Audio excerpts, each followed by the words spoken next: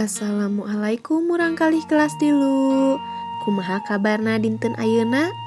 Mugia urang dipaparin kasehatan ku Gusti Allah Subhanahu wa taala.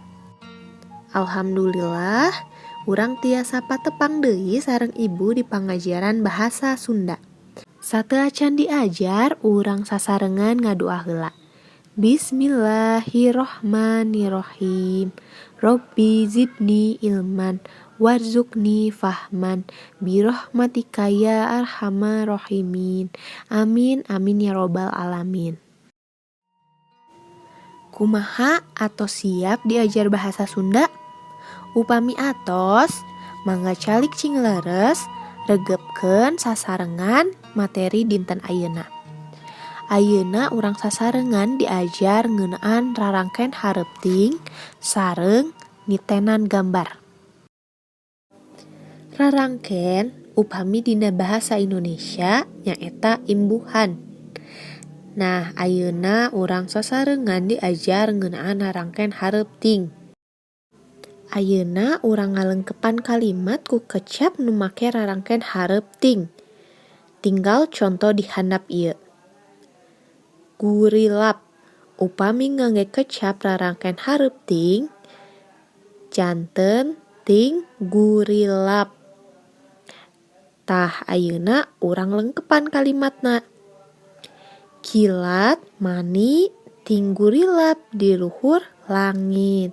Sapertos kitu. Ayeuna urang cobian ku contoh anu sanesna.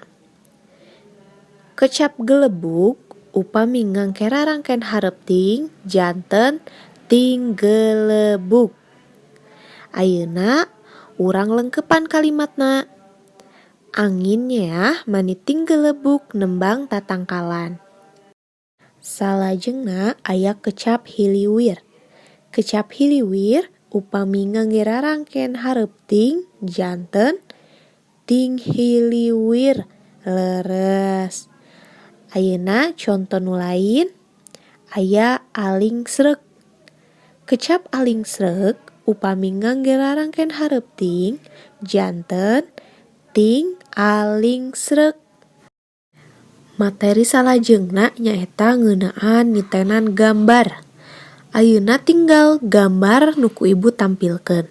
Upami usum ngijih mah urang teh sok mendakan batur ngangge jas hujan. Ari jas hujan teh sok dipake upami usum hujan. Leres. Ayeuna tinggal aya deui anu ngangge helm. Ari helm teh sok diangge upami naek motor. Leres.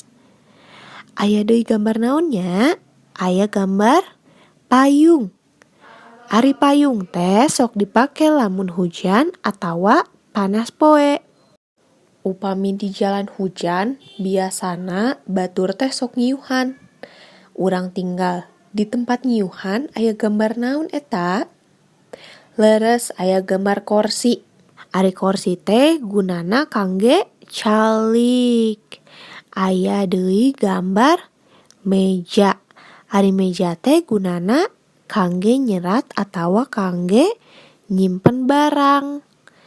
Tah ayeuna hideup diajar titenan gambar, tuluy sebutkeun ngaran jeung gunana eta barang.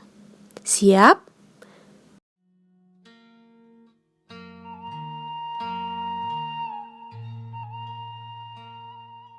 Pengajaran bahasa Sunda dinten ayeuna atos rengse. Hatur nuhun ka murangkalih kelas tilu atos ngaregepkeun materi bahasa Sunda dinten ayeuna.